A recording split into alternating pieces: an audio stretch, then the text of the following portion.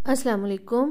तो आज हम धनिया को 15 दिन के लिए सेव करेंगे। तो ये देखिए मैंने धनिया यहाँ पे काट लिया है और ये धनिया बिल्कुल खुश्क है, इसको पानी नहीं लगा हुआ और मेरे हाथ भी जो हैं वो खुश्क हैं। हमें 2 अदद पेज चाहिए और एक शॉपर चाहिए।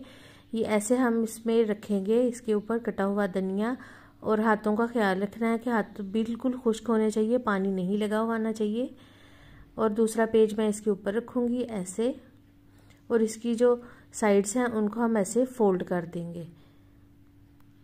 चारों साइड्स को हम ऐसे फोल्ड कर देंगे। और जब भी आपने यूज़ करना हो, आपने निकालना हो धनिया, तो खुश्क हैंड से निकालना है। अगर आप गीले हैंड से निकालोगे तो फिर आपका जल्दी से पानी की वजह से आपका सारा धनिया जो है वो ख़राब हो जाएगा।